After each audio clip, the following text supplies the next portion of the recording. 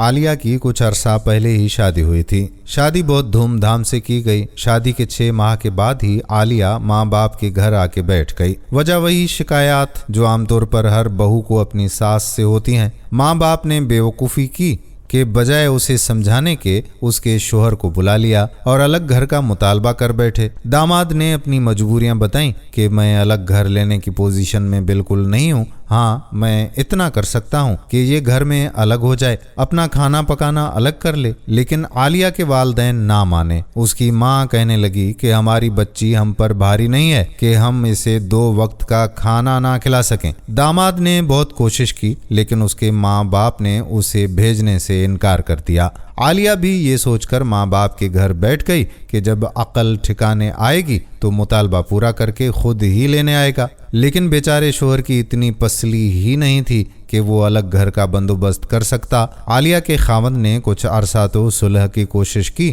لیکن عالیہ کی ماں اپنی ضد پر اڑ گئی اور اپنی بیٹی کو نہ بھیجا۔ چند ماہ بعد عالیہ ایک بیٹے کی ماں بن گئی۔ خاوند نے اس موقع پر پھر صلح کی کوشش کی لیکن عالیہ کی ماں بھی ضد کی پکی تھی۔ داماد کو بے عزت کر کے گھر سے نکال دیا کہ جب تک میری بیٹی کے لیے الگ گھر کا بندوبست نہیں کرتے تب تک بیٹی نہیں بھیجوں گی۔ بیٹی بیچاری بول ہی نہ سکی کہ امی میں اب جانا چاہتی ہوں۔ اس بات کو اب 10 سال ہو چکے ہیں اور عالیہ اپنے بیٹے سمیت ابھی بھی ماں باپ کے گھر بیٹھی ہے۔ اس نے کئی بار جانے کا فیصلہ کیا لیکن ماں باپ کی عزت کی وجہ سے چپ رہی۔ اب بیچاری عالیہ بھائیوں پر بوجھ بن چکی ہے۔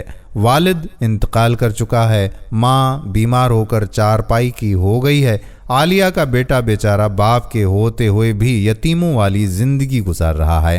وہ اب پچھتاتی ہے اور یہ سوچ سوچ کر پریشان ہے کہ اس کی ماں کے بعد اس کا کیا بنے گا۔ ماں یہ نہیں سوچ رہی، بس اپنی بات پر اڑی ہوئی ہے۔ لوگ سمجھا کر تھک گئے ہیں پر کسی کی بات بھی اس کی سمجھ میں نہیں آئی۔